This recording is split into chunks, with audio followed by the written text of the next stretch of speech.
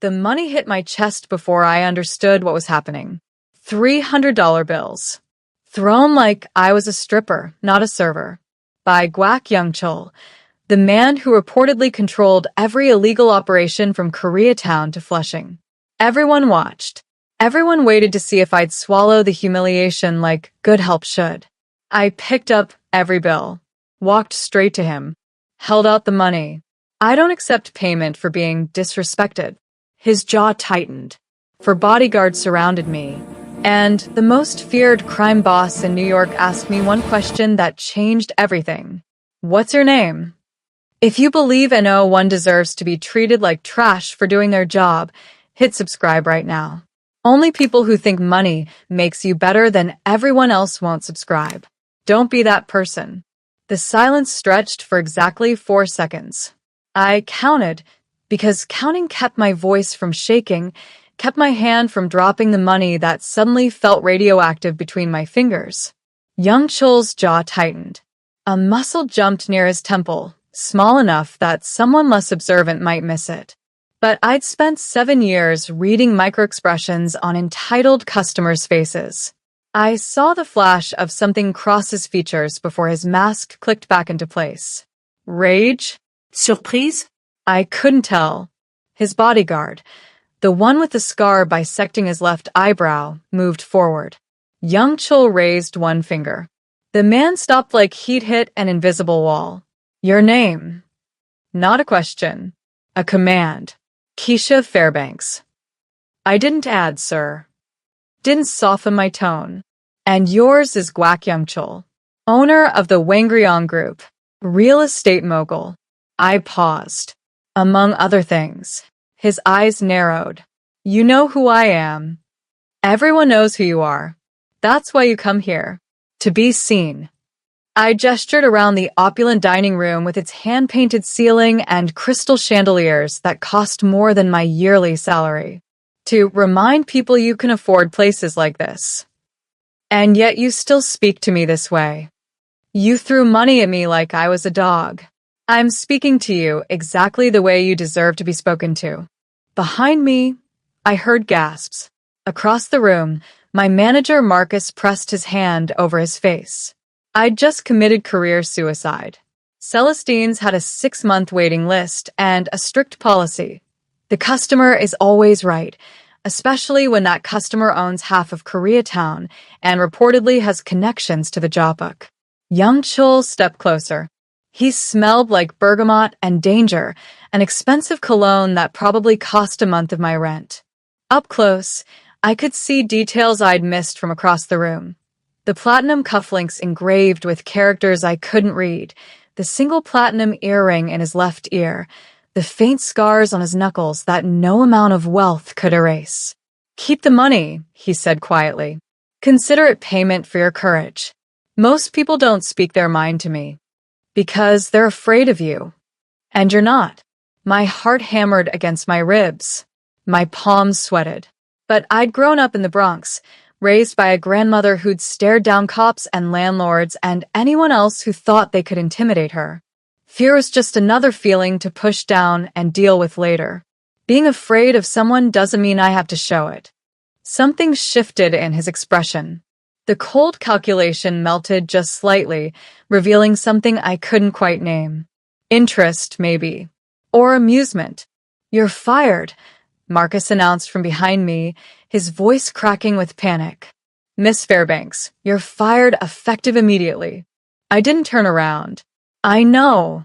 Good, Youngchul said. He reached into his jacket, his bodyguards tensed, and produced a business card. Thick, cream-colored paper with embossed gold lettering. He tucked it into my apron pocket, his fingers barely grazing the fabric. When you're ready to work for someone who appreciates boldness rather than punishing it, call me. Then he was gone, his entourage flowing around him like water around a stone, leaving me standing in the middle of Celestine's dining room with $300 in one hand and a business card burning through my pocket like a brand. Marcus appeared at my elbow, his face the color of spoiled milk. What the hell were you thinking? I was thinking I'm tired of men like him treating people like me as if we're invisible. I handed him the $300. Give this to St. Jude's.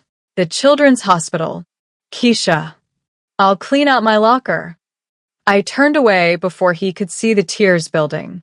Not tears of sadness. Tears of pure, shaking rage and adrenaline crash.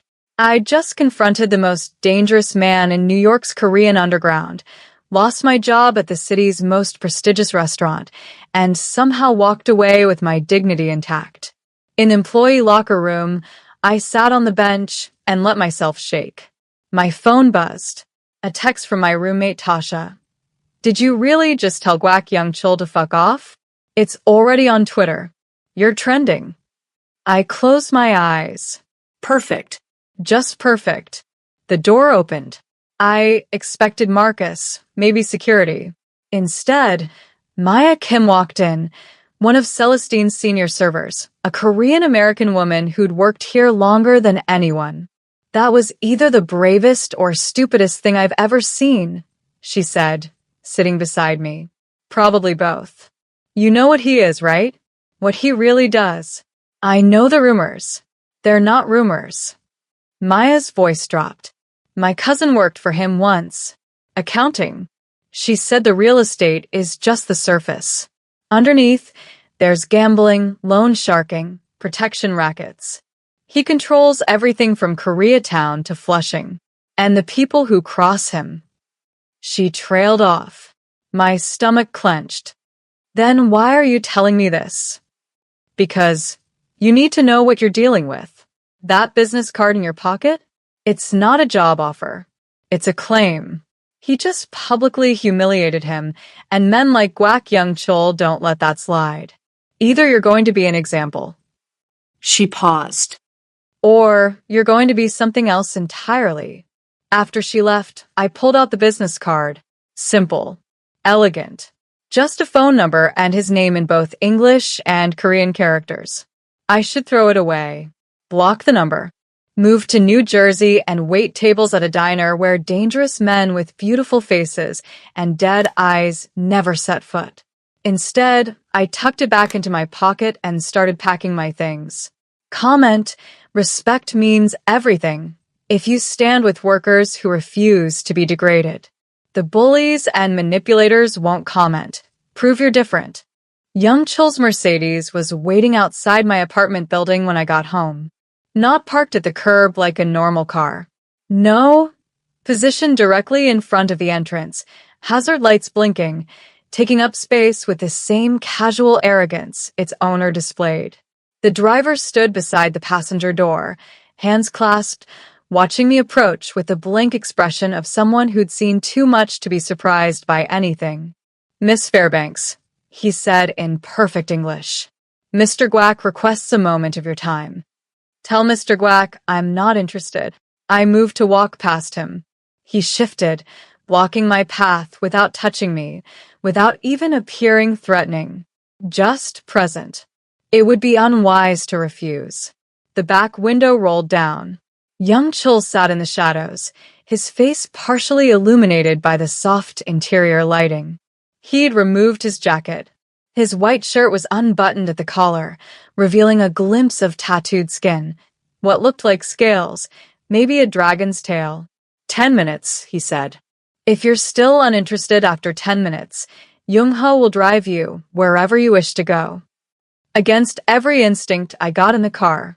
The interior smelled like leather and that same expensive cologne. Young Chul didn't look at me as Jung-ho pulled into traffic. Instead, he poured 2 glasses of something amber from a crystal decanter. Weo 41, he said, offering me a glass. Korean whiskey. Very smooth. I don't drink with strangers. We're not strangers anymore. You humiliated me in front of New York's elite. That makes us intimately acquainted. I didn't take the glass. Is that why you're here? Revenge.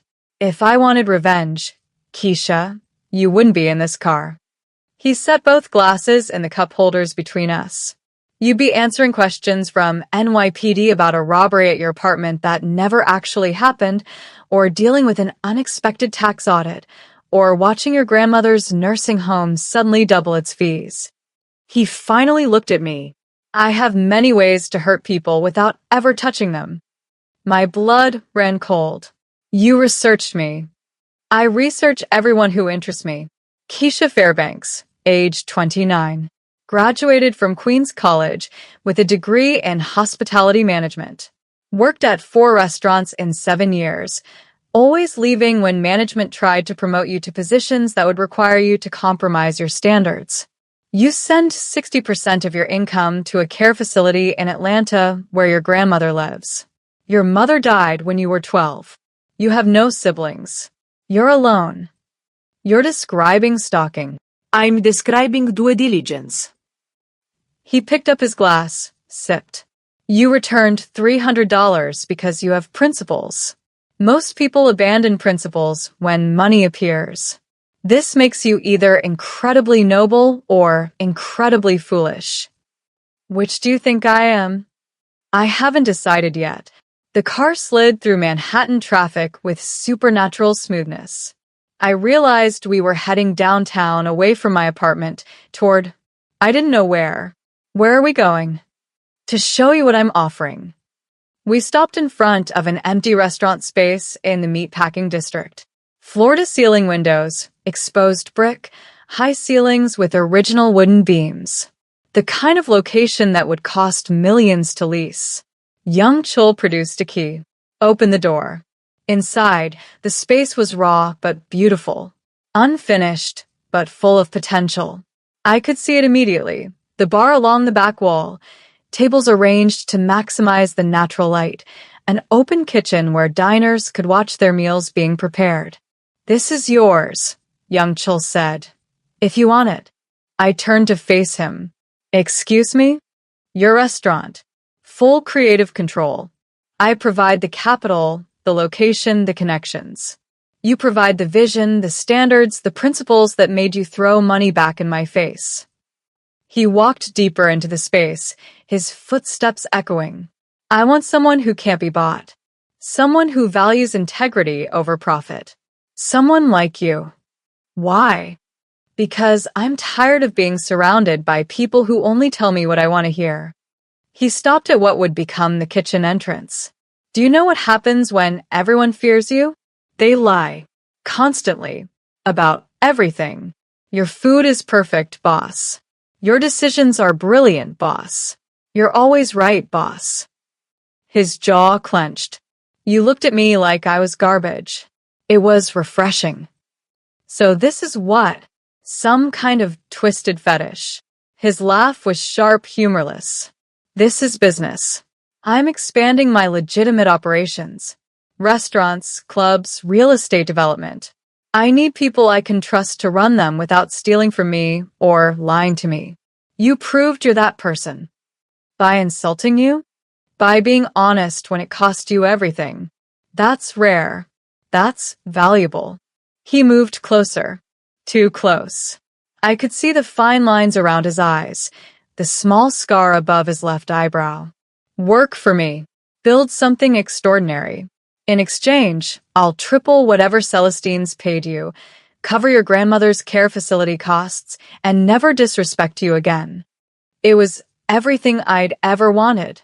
My own restaurant. Financial security. A chance to prove I could create something beautiful in a city that usually crushed people like me. It was also a deal with the devil. What's the catch? The catch, he said slowly, is that you'll be associated with me. My reputation will touch everything you build. People will assume you're my mistress or my mule or some other role that diminishes your accomplishments. His eyes held mine. Can you live with that? Can you live with me telling you when you're wrong? I'm counting on it. I should have said no. Should have walked away from the beautiful empty space and the dangerous man and the offer that was definitely too good to be true. Instead, I heard myself say, I want it in writing. Every promise. Every guarantee. And I want my own lawyer to review the contract. Young Chul smiled. It transformed his face, softening the hard edges, revealing the man underneath the monster reputation. Done. But first, you need to understand something.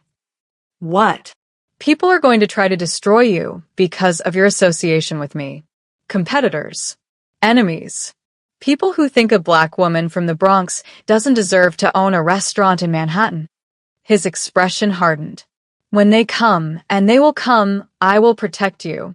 But you need to decide right now if you're strong enough to stand beside someone everyone fears. I thought about my grandmother slowly fading in a care facility I could barely afford. I thought about 7 years of watching less talented people get promoted while I stayed invisible. I thought about every time someone had underestimated me, dismissed me, tried to make me small. I've been standing alone my whole life, I said. Standing next to someone powerful?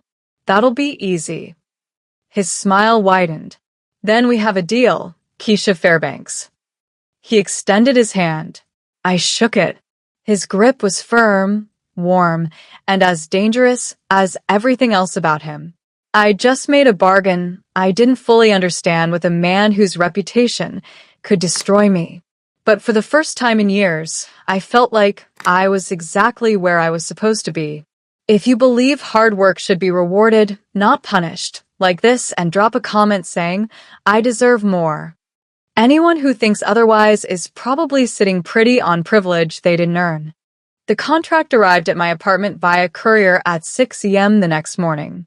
47 pages of legal language that would take my court-appointed lawyer 3 days to review.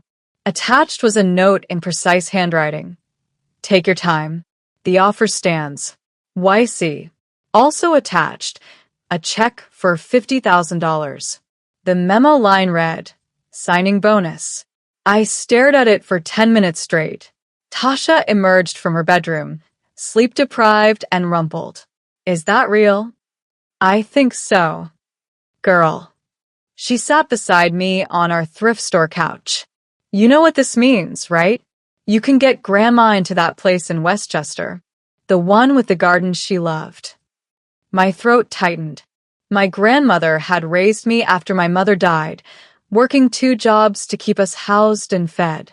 Now she sat in a state facility where the staff was overworked and understaffed, where she stared at beige walls instead of the flowers she used to grow. It's his money, I said quietly. So? He's offering it. Nothing's free, Tash, especially from men like him. But I deposited the check anyway. The lawyer's name was Patty Lucas, a no-nonsense woman in her 50s who'd built a reputation defending small business owners against corporate giants. When I explained who I was dealing with, her expression never changed. Gwak Young Chul, she said, flipping through the contract. I've heard of him. Represented a restaurant owner he bought out last year. The sale was clean, legal, generous even. She looked up. But make no mistake, Miss Fairbanks. This man is not your friend. He's a businessman who's identified you as an asset. I know what he is. Do you? She turned to page 12. This clause here.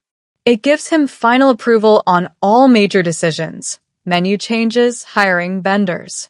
You think you'll have creative control, but really, you're building his vision with your name attached. My stomach sank. Can we remove it? We can try. But men like Gwak don't make deals they don't control. She closed the contract. My professional advice? Walk away.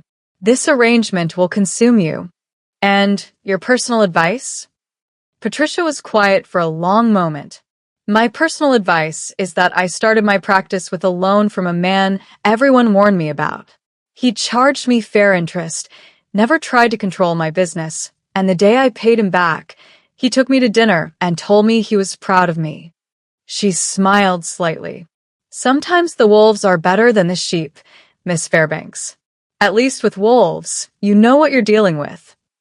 I called Young Chul from the street outside Patricia's office. He answered on the first ring. Keisha. The contract needs changes. I want genuine creative control.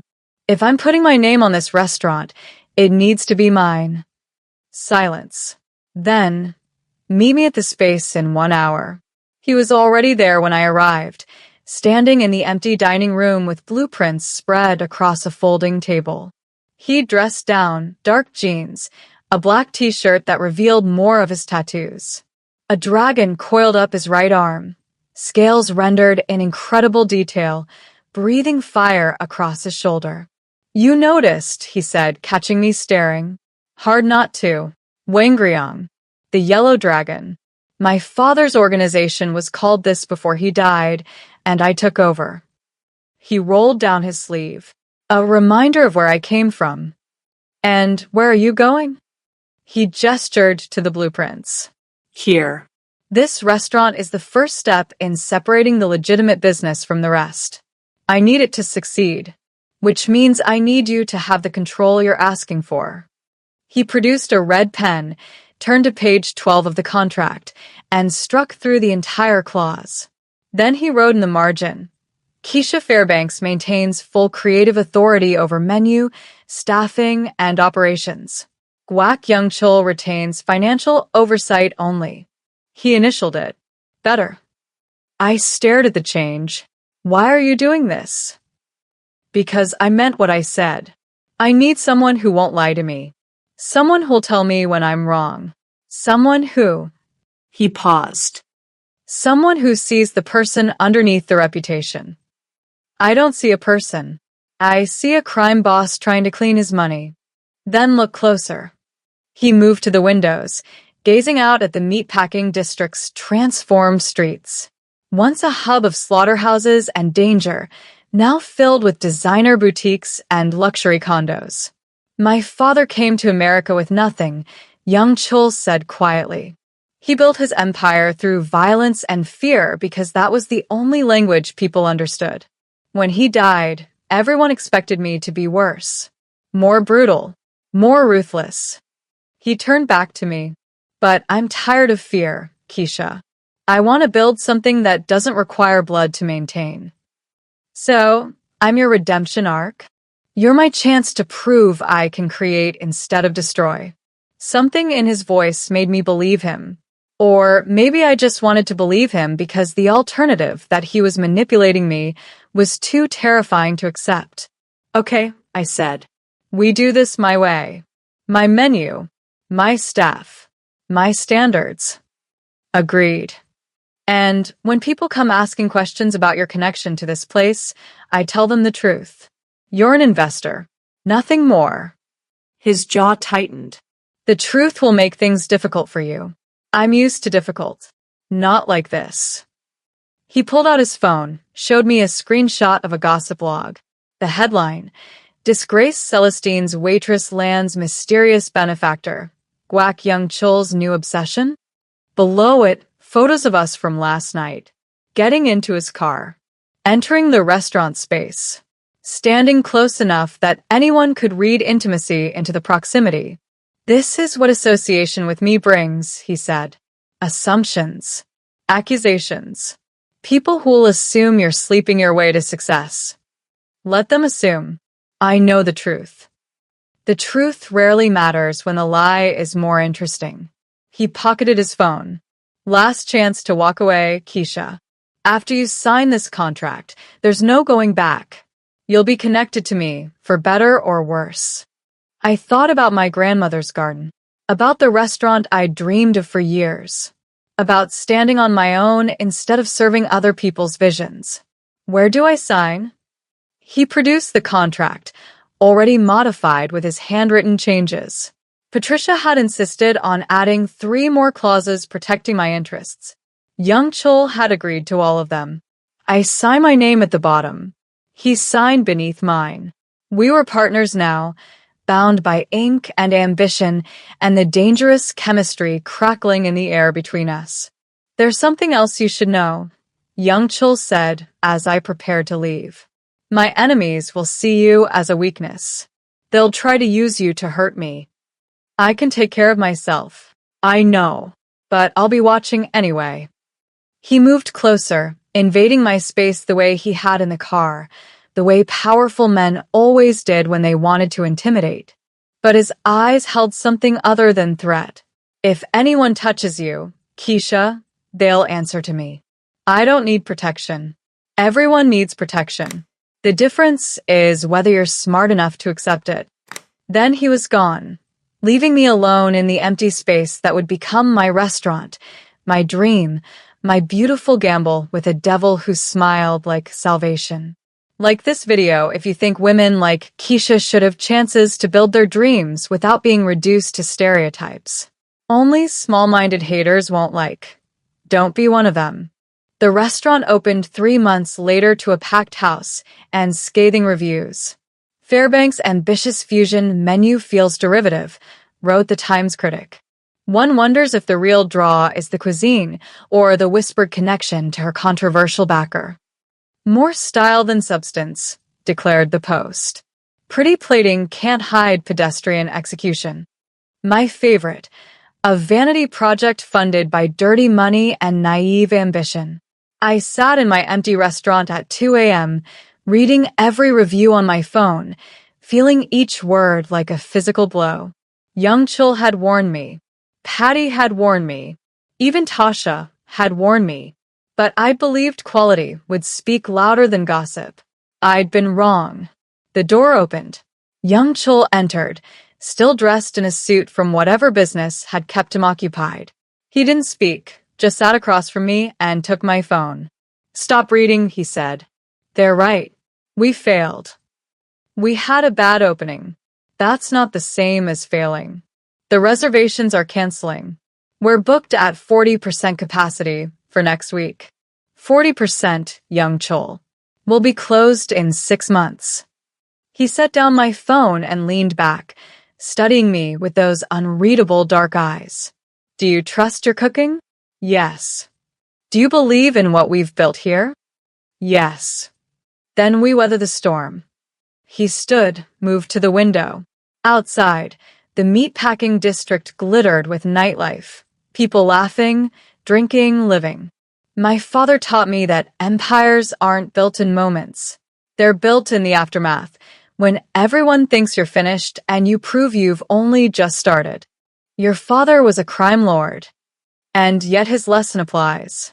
He turned back. Tomorrow, we invite the harshest critics back. We cook for them personally, just you, me, and your sous chef. No distractions. No excuses. Just the food.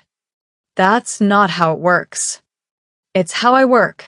I don't accept defeat from people who never gave me a fair chance. His phone buzzed. He glanced at it, frowned. I have to go. A situation requires my attention. The kind of situation that involves your other businesses? He paused at the door. Yes. What kind of situation? The kind you're better off not knowing about.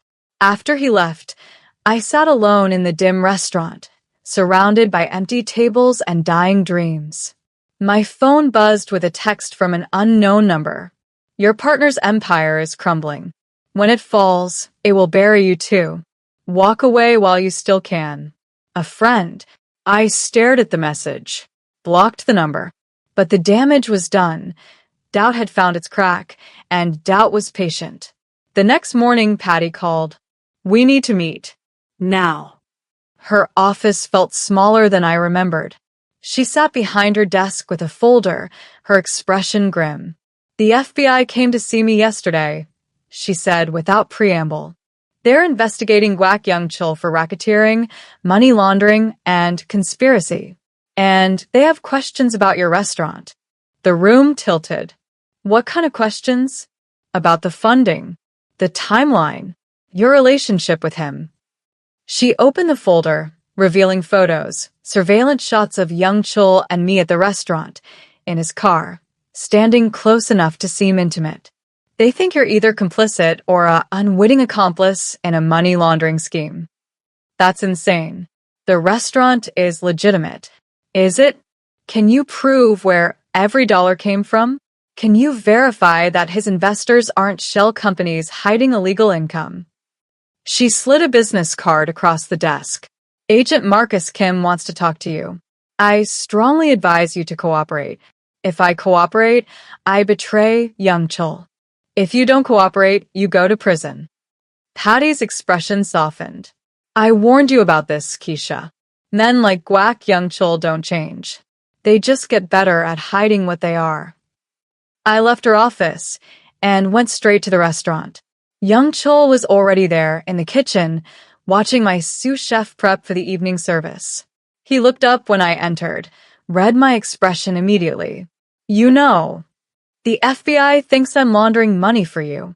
I know. Agent Kim contacted me last week.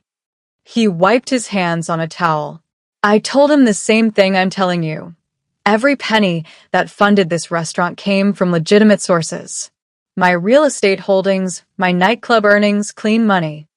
And I'm supposed to just believe you? Yes. Because you've been so honest about everything else? I gestured around the kitchen. You didn't tell me I'd be investigated. Didn't warn me that funding this place would make me a target. If I'd told you, would you have signed the contract? No. Exactly. He moved closer, his voice dropping. I gave you the opportunity you deserved. The fact that it comes with complications doesn't change what you've built here. What we've built. This isn't just my restaurant anymore. It's evidence in a federal investigation. His jaw clenched. Then we make sure the evidence proves our innocence. How? By opening our books completely. By inviting the FBI to examine every transaction. By showing them that this restaurant is exactly what we claim, a legitimate business venture. He touched my arm, tentative. Trust me, Keisha. You're asking me to trust a man who's lied to me by omission since the moment we met. I'm asking you to trust that I wouldn't destroy the one thing I'm trying to build. His grip tightened. You think I want to go back to being what I was? You think I enjoy the reputation I inherited? This restaurant is my chance to be something different. I won't let anything destroy it. Before I could respond, the kitchen door burst open. Jung-ho stood there, blood on his shirt, breathing hard. Boss, he said in Korean, we have a problem. Young Chul switched languages, so fast I only caught fragments. Something about territory, about the triad moving into Flushing, about violence that required his immediate attention. He turned to me. I have to go. Of course you do, because that's who you really are. Not a restaurateur, not a businessman, a crime boss who plays at redemption while the bodies pile up. The words landed like blows. I saw them hit, saw something crack in his carefully maintained composure. You're right, he said quietly. I am those things. But I'm trying to be less of them, every day. This restaurant, you make me want to be better. Wanting isn't enough. Then what is? Choosing. Actually choosing to walk away from the violence and the crime and the empire that's consuming you. He stared at me for a long moment. Then he followed Jung-ho out, leaving me alone in the kitchen with the smell of blood and the weight of impossible choices. Choose better if you believe people deserve second chances, but only if they're willing to actually change. The ones who won't comment, they're fine with staying in their darkness. The triad came for Young Chul 3 days later. I learned about it on the news, a shooting in Flushing, multiple casualties, one survivor in critical condition. They didn't name him, but Jung-ho called me at midnight with a voice like shattered glass. The boss needs you. I found him at a private hospital in Queens, guarded by men with guns poorly hidden under their jackets. His room was white and sterile and smelled like antiseptic masking something darker underneath. The bullet had gone through his shoulder, missing his lung by centimeters. He lay in the hospital bed, more vulnerable than I'd ever seen him, hooked to machines that beeped a steady rhythm of survival. You came, he said when he saw me. Don't sound so surprised. I thought you decided I wasn't worth saving. I sat in the chair beside his bed, looked at the man who'd changed my life in 3 months. I decided you were worth the truth. Which is that you can't have both, Young Chul. You can't build a legitimate empire while maintaining your criminal one. Eventually, those worlds collide. I gestured to his injuries. This is what collision looks like. I know. Do you? He turned his head to look at me fully. His eyes were red-rimmed, exhausted, but clear. The triad wanted my territory. I refused. They sent a message. I sent one back. Now we're at war. He paused. This is what I am, Keisha. A man who solves problems with violence because I learned from a father who knew no other way. Then learn a new way. How? By letting them take everything I've built? By showing weakness to people who see weakness as invitation. By walking away. By choosing the restaurant over the empire. By being who you claim you want to be instead of who your father made you. And if I can't, then we're done. The restaurant, the partnership, all of it. Because I won't watch you destroy yourself and take me down with you. He closed his eyes. A single tear traced down his temple, the first emotion I'd seen crack his mask completely. My father died in a hospital like this, he said quietly. Gunshot wounds. He spent his last hour telling me that everything he built was mine to protect. That family legacy matters more than anything. That I had to be stronger, harder, more ruthless than anyone who challenged me. His hand found mine, grip weak but desperate. What if I can't be anything else? Then you'll die like he did. Alone in a hospital room. Your empire built on fear and blood. I squeezed back. Or you can choose differently. You can walk away from this war. Sell your territory. Dismantle the criminal operations. Keep the legitimate businesses and build from there. They'll call me weak. Let them. Strength isn't always about holding on. Sometimes it's about knowing when to let go. He was quiet for so long I thought he'd fallen asleep. Then, the FBI investigation. Agent Kim offered me a deal. Testify against the triad leadership in exchange for immunity from my past crimes. My heart stopped. And I refused. I don't betray people, even enemies. He opened his eyes. But I could refuse differently. I could give them information about the triad's operations without implicating anyone from my organization. Clean exits for everyone who wants one. That's suicide. The triad will retaliate. Not if I do it from inside witness protection. Not if I disappear completely and rebuild somewhere else. His grip tightened on my hand. Come with me. I stared at him. What? Leave New York. Start over. We'll open a new restaurant somewhere the ghosts can't follow. Just us, the food, the dream. His eyes held mine with desperate intensity. Choose me, Keisha. Choose the man I'm trying to become instead of the one I was. It was everything I'd wanted from him. Commitment, change, a real choice. But it was also everything I'd built, abandoned. My grandmother was 20 minutes away now, in a facility where I could visit her every week. My restaurant was starting to build a reputation beyond the scandal. My life, carefully reconstructed after years of struggle, finally felt stable. I can't, I whispered. His expression crumbled. I understand. No, you don't. I leaned closer. I can't run away from the life I've built here. But I can wait for you to finish what you started. Testify. Take down the triad. Exit the criminal world completely. Then come back to New York and be the man who deserves a second chance. That could take years. Then I'll wait years. You're asking me to have faith that you'll still be here when I return. I'm asking you to have faith that you're worth waiting for. He kissed me then, desperate and gentle and full of promises neither of us knew if we could keep. His lips tasted like blood and possibility. When we broke apart, he touched my face with his uninjured hand. Build something extraordinary, he said.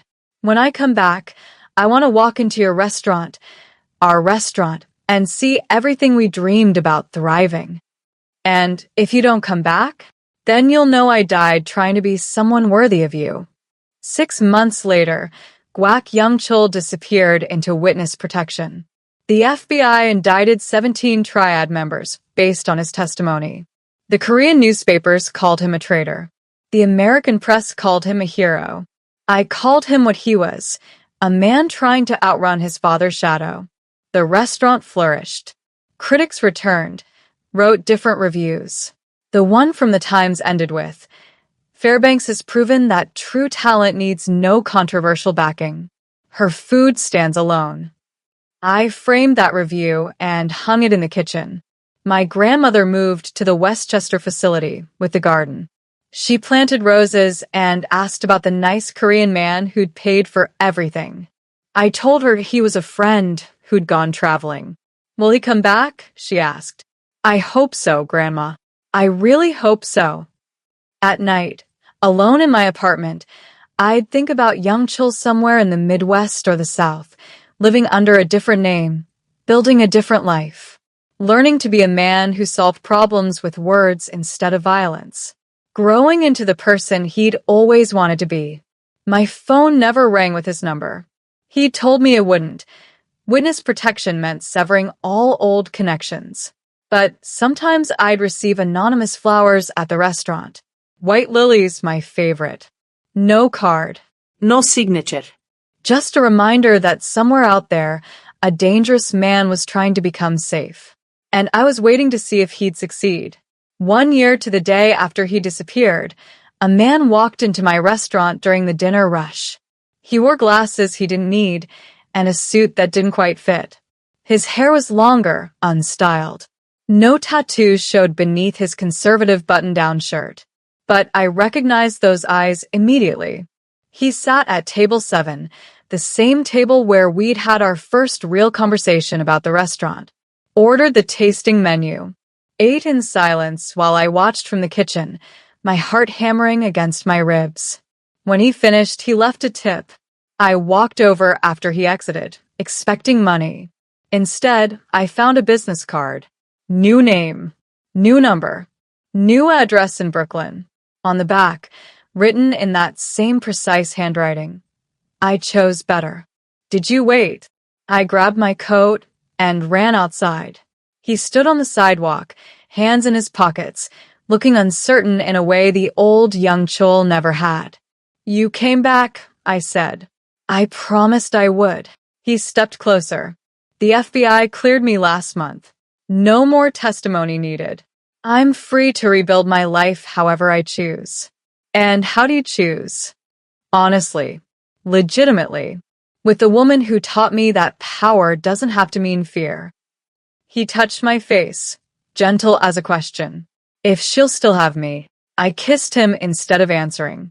Right there on the sidewalk, while the meatpacking district flowed around us, while people stared and whispered and recognized the scandal reigniting.